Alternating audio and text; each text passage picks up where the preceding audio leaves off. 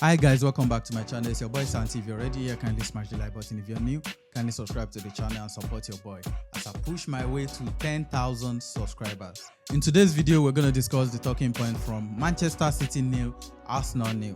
What a game of football that was. For the neutrals, it was a very boring game. For Man City and Arsenal fans, it was an interesting game because City dominated the game from minute 0 to the 90th minute and couldn't get much out of the game.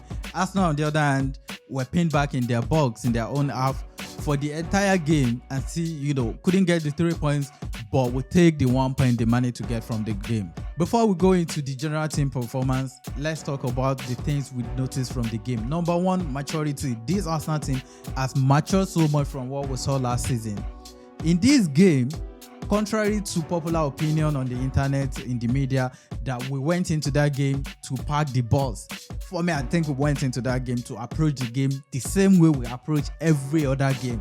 Go there, try to get control of the game, control of the ball. And you could see how we're building out from the back in the early minutes of the game. Raya was playing as a situational centre back. He was playing as the third centre back between Saliba and Gabriel. He had them wide of him to build out from the back. But the way City's press was so organized, it was difficult for us to play through it. And if we had to resort to going long. And Raya's distribution yesterday was so off. We couldn't even utilize Havertz playing up front. Even though the few headers he managed to win the second ball for us was so difficult to do. So we had no choice. We got pinned back in our half and we had no choice than to defend the game. If we couldn't get the 3 points, then at least live with something, which we did at the end of the day. Left with 1 point, but that game we got absolutely dominated. And why I mention this is because this Arsenal team last season went to Etihad, tried to play, they managed to play and got battered. Met City 3 times last season, lost the whole time, lost to them in the first leg of the Premier League, lost to them in the FA Cup, and lost to them in the title running at the Etihad. They got absolutely battered. But this season, we've seen how much this team has evolved. And Mikel himself, that if we want to play with the ball, we're one of the most entertaining team in the world, one of the best team in the world with the ball on our feet. And if we want to play without the ball, we are still one of the best team at doing this in the world without the ball on our feet. We saw it against Porto away in the Champions League, and we saw it in this game again. We wanted to control the game, we couldn't. We had to defend, and we did that absolutely well. Not because we allowed them into our halves and having to make series of saves, but because of how difficult we were to break down to break down in that game yesterday. If you look at the numbers from the game, in the first half of the game, City managed 0.53 xg, Arsenal had 0.52. They managed 3 shots, Arsenal managed 4 shots. They had 1 shot on target, Arsenal had 1 shot on target. They had 4 touches in Arsenal's box, Arsenal had 10 touches in their box, thanks to Jesus, who has 7 touches. 7 out of those 10 touches. They had 72% share of the possession to Arsenal's 28. Corners taking was 2-2. They committed 3 fouls to Arsenal's 8. And the fact that we didn't play much in the first half and still managed to create nearly the same thing as they did goes to show how well organized the team was in that first half. And even in the second half, City managed 0.93 expected goals the whole game. Arsenal managed 0.68. City managed 12 shots. Arsenal managed 6. City had 1 shot on target. Arsenal had 2. 39 touches in Arsenal box, 15 touches in City's box for Arsenal, 72.10 share of possession for City and 27.9 share of possession for Arsenal. City has 7 corners to Arsenal's 4. Fouls committed was 9 to City and 20 to Arsenal. The fact that we were dominated from 0 minutes to the 90 minutes still leaves me baffled, because I was thinking at one point or the other they were just gonna find the breakthrough. De Bruyne was on the field, on the pitch the entire time. This guy has scored. They made a whole 5 minutes comps of this guy scoring against us. So I was expecting to try and do something in that game yesterday. Just couldn't make it happen. Number 2 is William Saliba. William Saliba is so important to this team. Last season we told them we probably would have won the league last season if Saliba didn't get injured, or stand a better chance to win the league. If he didn't get injured, we're caught crazy. And this season, he's gone to Anfield in a 6-pointer in the title race, dropped a man of the match performance, went to Etihad yesterday in another 6-pointer in the title race, dropped a man of the match performance, and had a very, very good game. And how much him and Gabriel complement each other is just so good to see. Is one of the reasons why we have the best defense in the league this season, one of the best defense in the entire Europe.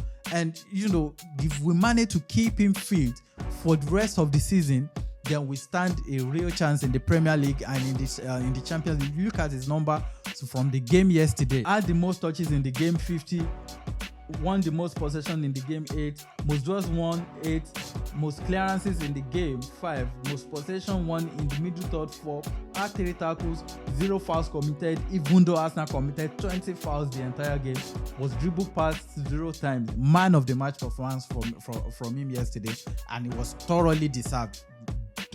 By far the best player on the pitch for me yesterday, closely followed by Rodri, and I think Vardiol had a very good game as well, but Saliba was just a standout. It was a standout performance from Saliba yesterday in that game. Number 3, squad depth. I looked at the starting lineup in that game, how strong our lineup was, and I looked at the bench and I was smiling because of how good the options we had on the bench was in that game. We started with a very strong team. Jesus, Havertz, Bukayo Saka up front, a midfield 3 of Odegaard, Declan Rice, Jorginho, a back 4 of Kivior, Saliba, Gabriel, and Ben White, Raya, and we still had these options of Ramsdale, Zinchenko, Tomiyasu, Martinelli, Trossard, Fabio Vieira on the bench, who all could come into that game yesterday and make a difference. And this will be extremely important down the road, judging with the fact that we're playing Bayern Munich next week. This time next week, we're playing Bayern Munich. And before that game, we still have 2 games before that game. So these options we have on the bench, even Thomas Partey was on that bench today. These options we have on the bench will be so important in the coming weeks. I expect Bukayo Saka to be fully rested against Luton midweek. I expect Kai Havertz, I expect Rice, I expect Odegaard to get some rest in that game as well. So you keep them fresh for Brighton away at the weekend, and Bayern Munich I think 3 days after next week. So it's so important for us to have everyone back. Even Timber is coming back now. I expect him to get involved in some of these games next season. And you could see those guys came into the game yesterday and left their mark. Pep Guardiola subbed in Jeremy Doku, who is very, very dangerous when it comes to 1v1. And Mikel Arteta's instant answer to that was bringing in Tomiyasu, who is very, very good when it comes to defending 1v1 as well. And Trossard came in, who could have won the game for us if we had better decision making. Square it to Martinelli, but he didn't do that. Thomas Partey as well came in, even though he looked rusty, but that single pass he gave to Martin Odegaard that created Trossard's opportunity could have been, a turning point for us. And it shows how important every single member of this team will be for us till the end of the season. So we need everybody fit, and it's so good to have everyone back for now. Before I go on, here are some interesting stats from the game. David Raya is the first goalkeeper to keep 10 clean sheets in the Premier League this season.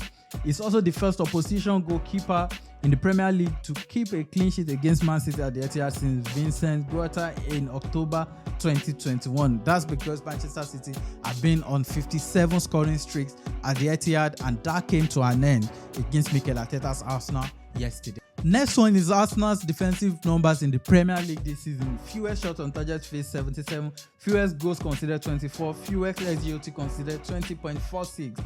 Most clean sheets in the league 12. We'll find out if defense really win the titles. I mean, if not for our defense and how good they've been this season. I mean, first half of the season, we didn't really score a lot of goals, and our defense just kept us going. And this second half of the season, we'll be scoring goals and goals and goals. And you can see, you can tell from our goal difference on the table, we have 46 goal difference, which is the most of any team in the Premier League this season. So that's really down to our defense. I think we've considered fewest number of goals this season as well. you can check our defensive number is actually the best in the league. And lastly, Arsenal restricted Manchester City to just 2 shots on target across their 2 Premier League meetings this season. William Saliba and Gerber over those 2 games, 20 times possession won, 16 duels won, 11 clearances, 7 tackles, 4 interceptions, and 2 clean sheets. Like I said earlier, these two are so important to our team and how much they complement each other. If Saliba is, taking care of things on the right-hand side of the pitch, Gabriel is on the left side of the pitch, sweeping things up as well. It's important to keep them together till the end of the season, have both of them available till the end of the season. Thank God there's no international break coming up again. And David Raya yesterday as well had a good game. We could have gone behind in this first half when Ake had that opportunity of a corner kick. And, he saved that. I think his distribution yesterday was off. Ben White had another good game. He's been so consistent this year. I can't even remember a single bad game. He's never had a single bad game this second half of the season for me. Kivio as well had another good game. I saw a City fan saying yesterday that it's Arsenal's weak link and they needed to attack that side of the pitch more. That was so funny to me because this guy has clearly not been watching us in recent weeks. So yeah, Jorginho had a very quiet game, and that's understandable because he's not that guy when it comes to defending and you are out of possession. He doesn't really shine in those games. But when you need control and you have the ball, that's when you see the real Jorginho. So it was rightfully taken up for Partey in the second half. Declan Rice had a very good game.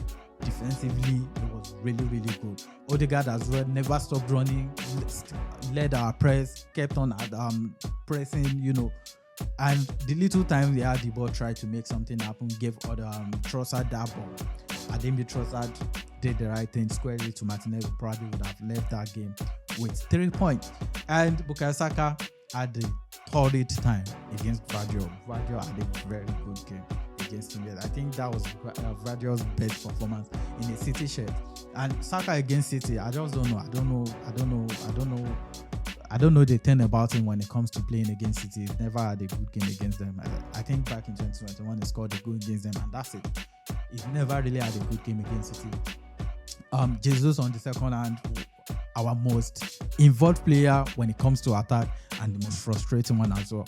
But still had a decent game for me. Havertz couldn't really do much, didn't get service, but it was there defensively as well, lunging into tackles here and there. And the guys that came off the bench, Trossard, had an average game. Would have been a decent game, but that chance he wasted was so annoying to see. And Tomiyasu as well came on depth with Doku. Who else came on? Partey had a very good game as well. So yeah, let me know what you guys think in the comment section. Who was your man of the match from the game? Drop a like on the video. If you can share the video, kindly share the video. Got 100 likes on the last video, and I really want to keep that streak going. So if you're watching this, kindly drop a like. It won't take you up to a second. Please. Thank you so much, you guys, for your support, and I'll see you on the next one.